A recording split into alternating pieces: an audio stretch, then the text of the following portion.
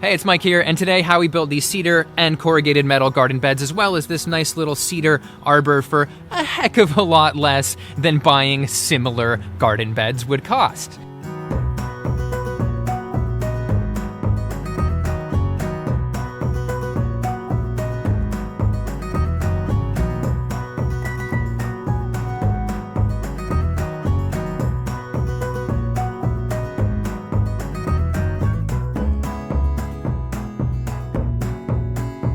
I know a lot of you are just here for my science-y videos on why plants are so amazing and all of that, but hey, I want to eat some of these amazing plants, and I did an Instagram poll and 90% of people said they wanted to see this video. Inflation is insane right now, we all know it, so I was like, there's no way I'm paying somebody to make these. Heck, that little cedar arbor right there, a similar looking one at Home Depot was like $350. So I'm like, I'm gonna build that, and then probably over $2,000 worth of beds that are made here if you're trying to buy similar beds, especially out of cedar. And a word about cedar, every single corrugated and wood bed design that I saw on YouTube was using pine, which in the Midwest is only gonna last like a couple years until it just turns into a spongy, moldy blob. And so Lindy, who you will see later explaining why we planted what where, was like, you have to do this out of cedar if we want it to last at all. And we changed the design to make sure we use the minimal amount of cedar possible while still having a strong enough bed. And I know you probably wanna hop right into it, but I just wanna say this video is broken down into several parts. We're just gonna become familiar with the design of these beds. We're gonna talk about all of the materials that were used and the tools that are needed,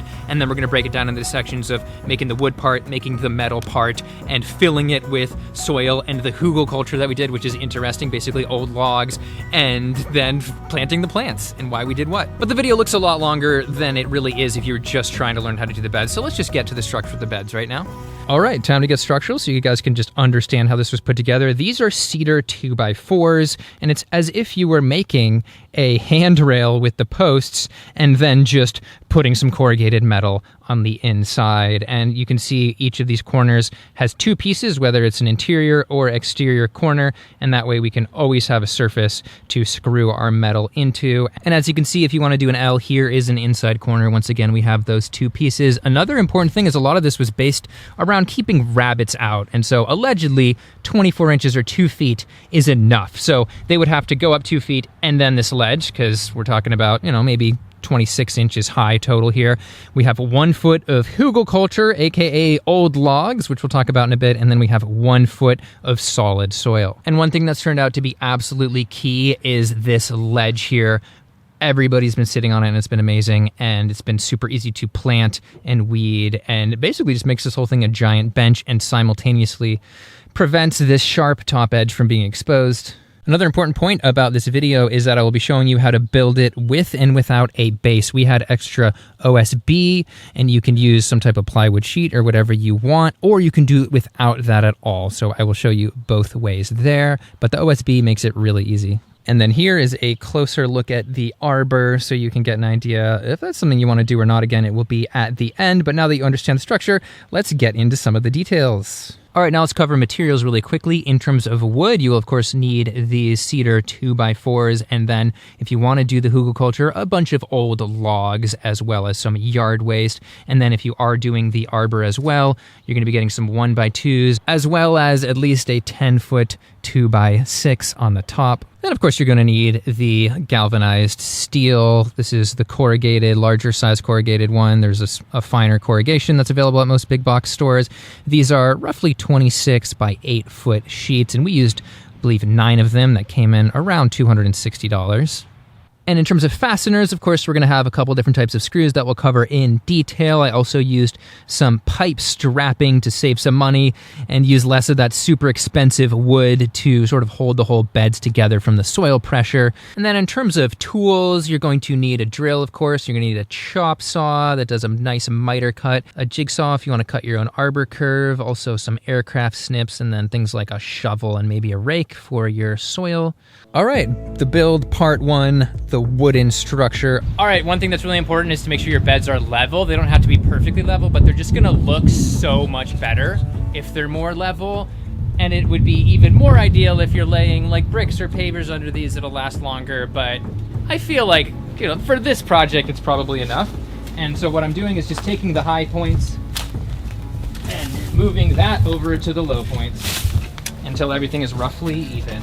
And if you want to get really precise, of course you can make sure that everything looks level with an actual level, longer the better. And we're pretty much here on this one. So we're gonna build this box, and I'm gonna try and show you guys how to do it with and without the OSB. I imagine most people won't have the OSB. First thing, to maximize the amount of wood we get from 8 or 10 foot boards, we are cutting our posts to a blade's width less than 24 inches, and I just bulk cut them here. So let's attach them now. So these are the only 3 screws that I use, and you could get away with using 2. We have just 3-inch exterior grade screws. One of them is actually a trim headed screw, but the other head for the normal construction screw, decking screw, is not really that much different. And these are the brands right here. We have Grip Fast, and then Grip Fast Trim Pro screws. There you go. All right, so what I'm doing here is the OSB bottom way, and this is just so easy. You just have to draw where you put your posts, and then you can screw. I'm doing 2 little screws from the back, like that. And now, you've already got everything laid out in the exact position you need it, which is cool. And then you just gotta move from there. So, if you are doing this method, your ends will start to look a bit like this on the corners, but then over, if you're doing the actual pergola, again, you're having those posts going all the way up there like that. And the inside corners you can see right there. And then if you wanna just join the OSB, you can just use scrap wood. But to be clear, the layout of this is so that there's always going to be a nice surface where the corrugated metal can attach to. And another thing that's important to note is how we did these vertical posts with the ledge on top of it. And the best way to explain that is that we did a T here, so if somebody sits on it, it's not gonna be on the edge like that and fall. As for the ledge and post dimensions, the outer edge of the posts are 30 inches apart. So we have a 1-inch overhang, giving us a total bed width of 32 inches. And you can toenail all this stuff or Craig jig little pocket holes and stuff, but I just decided to use some exterior trim screws. Obviously stainless steel is better, but it would have been like, you know, probably $75 in screws to do that, but this is very sturdy and it's very easy that way. Okay, so if you're not doing the OSB up method, you're gonna be essentially making sort of like a railing like you would be walking on some stairs. And so you can do this on the ground, or you can do it standing up down like this. And you're just gonna wanna make sure that you have that 1-inch gap on either side underneath the 1-inch overhang. And that is just because we're centering it. It's 1.5 of an inch thick, 3.5 inches wide, and so subtracting 1 inch from each side gives us a perfect center here. And then I am just using these trim screws, 2 of them on each one. You could be, you know, very perfectionist and measure these out, but I'm generally just centering them, popping it down, and popping another one down. And so once you do that all the way around, then you will have basically your ledges that you can then attach the metal to. See? Hey, puppy. Hey. Yes. Oh, yes. He loves the tummy rubbies. Yeah, you gonna help me make the beds? Yes. Oh. All right, now part 2, metal. Not heavy metal though, light AF metal because we're cheap, and that's all they have at the big box store, apparently. So one of the problems with maintaining a 24-inch bed is that these corrugated sheets were quote-unquote 24, but since they have to overlap when they are on a wall or whatever, they're actually 26. So what we did is we just bent down the bottom, which seems like it'd be really hard, but is actually really easy, especially if you have a hand seamer like this one. So you just come like that, and it really easily bends, and you can flatten out that second seam. It just bends right on that seam. Boom. 90-degree angle. Okay, so now here's how we're cutting the metal. It's pretty simple. Just once you have your measurement on each side, you can just get a straight edge. In this case, we're using a level. And then I just trim the tops. Boop, boop, boop, boop, boop, boop, boop, boop. Don't lean on the metal. See, these are nice aircraft snips, tin snips at an angle that are left side cutting. If you're right-handed, are really good. And then you can just go for it. And fast forward. All right, and I would highly suggest wearing gloves, but with these snips, you can get your, especially if you roll it, you can get your hand pretty far away from the edge. And there you go, got our piece, ready to go in. And for those who are wondering, this is a 1-inch pancake-headed number 10 screw. If you can find something similar, good luck. Also use a screw with a gasket like this or your standard roofing screw. Gasket's gonna be pretty pointless though, because water's gonna be on both sides of this. Okay, I got my pancake-headed screws, and I'm just doing 3 for each post, and I probably should be doing 4, but the soil weight will hold it against it anyway. And there's one, boom, super easy. And then I do the bottom next so I don't end up with any slack. And then I do the middle. Boom, ready to go. Okay, here's an example of the beds if you weren't to put the top ledge on top, and I've seen a few people do this, but I just imagine it's a finger slice fest. I mean, I guess if you don't have anybody who's in danger of that, but even just holding this, I haven't cut myself snipping stuff, but the only cut I've got doing this was just from that type of edge right there. So you have to be really careful, and this is a really thin gauge, so you want to be careful not to dent it or lean on it anyway. So I think the top ledge works. Okay, so when you have long sections like this, you have a couple options.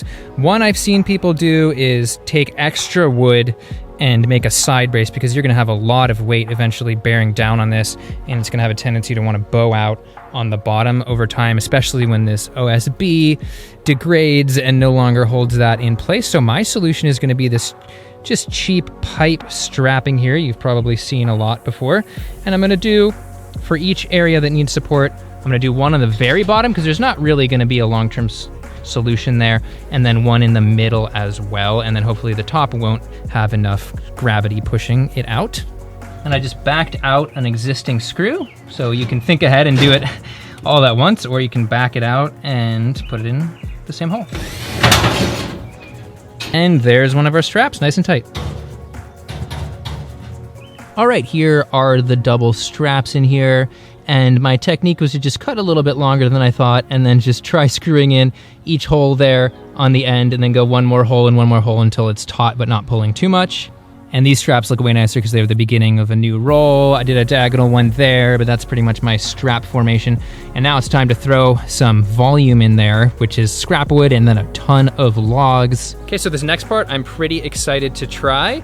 It's known as a hugel culture, where you essentially have a bunch of logs underneath your bed, and they provide a ton of fungal food, they absorb moisture, etc. Over time they break down more and more.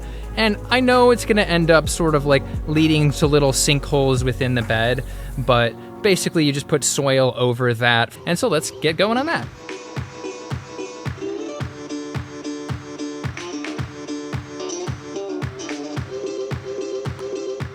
Okay, so lessons filling corrugated sheets with logs.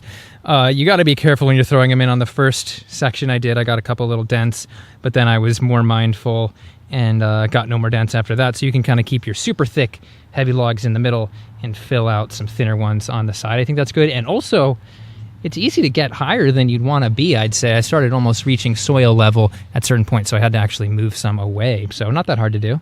And in terms of getting this wood, I wanted to get older wood so the fungi will be able to get at it easier. And I just went to my city's municipal sort of brush drop spot, and a pickup truck load gets you maybe 16 feet of bed, I would say, depending on how you load it. And then yard waste is gonna go next. So I'm gonna grab some bags of like really old leaves and stuff and fill this in as much as I can, and then topsoil. Okay, so here you can kind of see all stages. We got loggy zone here. We've got the leaf litter here, and you really have to pack this in a little bit more than I thought, otherwise you'll get the soil falling through. And then I've just started putting soil over here so you can really get an idea.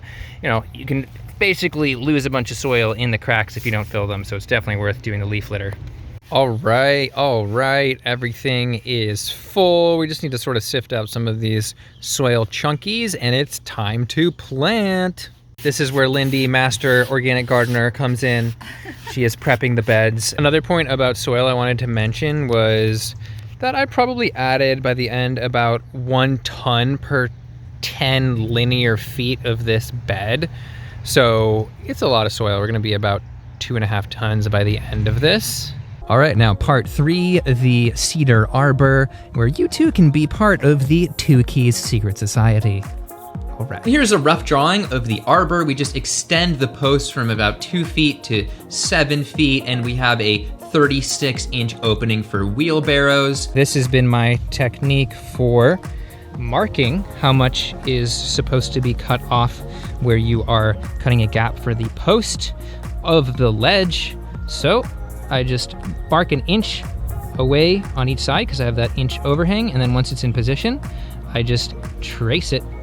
And now we have our nice cutout line, so let's show you how to cut that. The pergola does require some extra tools. I used a handsaw and oscillating multi-tool to notch the ledges. That's kind of a bonus tool though. You can just use the jigsaw and drill the corners so you can turn the blade. And this is how that joint looks, just so you can see in the process of adding a couple screws here. Also toe-nailed a little screw in there in case somebody tries to sit on it. And then here's the end piece.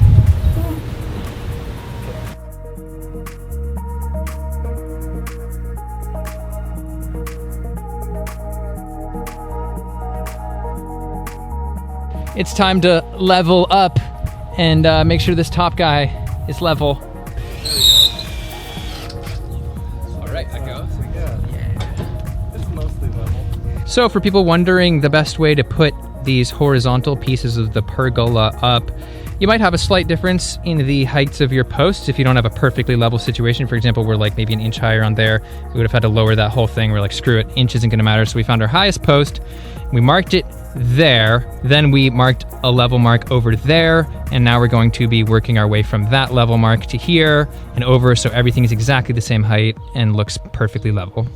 All right, now just for some more trellis support, we added these 1x2s up here, and there's just one on the center and then one 12 inches and then another 12 inches on each side. Now we're starting the trellises on each side, and this is just an 8-foot 1x2 split in half. So we're doing a 4-foot high trellis to just save on wood. And then we've got these mid points every single foot, and those are just the interior dimension of the posts. And I also used an air nailer for the trellis 1x2s, but you can simply hand nail those, of course.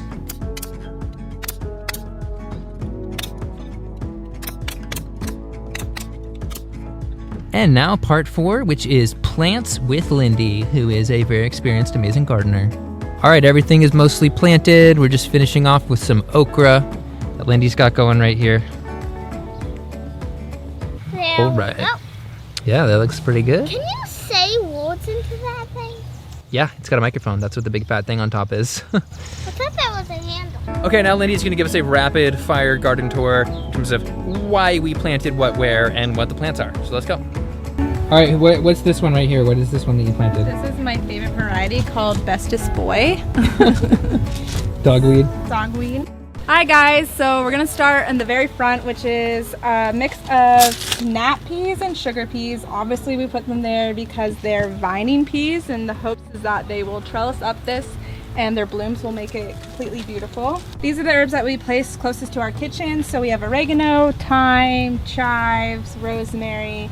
These are just for decoration, which is marigolds. And this is salvia, the Vista purple variety. We have cucumbers, which will eventually trellis up here. More marigolds, tomatoes, marigolds again. And then in the front of them, we have basil. And then of course, more flowers, more salvia, and then we have a lone zinnia here. And the tomatoes, like the cucurbits, will also be vined up this wall eventually. Whee! So we're on the other side of the trellis, and it's the same idea. We have sugar and snap peas, and they'll eventually climb up here. And then we have herbs, which is cilantro, lemongrass, lavender, and this is dill. We have snapdragons here for aesthetics. They actually did look prettier, but all the blooms got blown off. We have peppers. We have broccoli. Another lone snapdragon. We have kale. Oh yeah. And then we have some little baby okra right here. Not a bunch to produce, but if anything, I just like the aesthetic of okra. These are 2 honeydews. And then we have 3 watermelon plants kind of hiding together right here. Okay, last bed. Lindy, tell us about it. So this is a little bit shadier, so we decided to put our cooler season plants. We have arugula, which we got from our neighbor. I've never grown it like this, so we'll see how it turns out. I usually just seed it. We have chard in the front here. And then in the back here, we have sorrel. This is some fennel. We have 2 Brussels sprouts, more fennel, and then more cucumbers. All right, thank you. I really hope you enjoyed this video. I hope that you feel inspired to make some of your own garden beds, and really trying to use cedar, even if it's a little bit less wood, will last years and years longer. Feel free to let me know down below what you think about all this. Any design upgrades or any ideas like that are appreciated. And feel free to like and subscribe and all that good stuff, and I'll see you in the next one. Thanks for watching.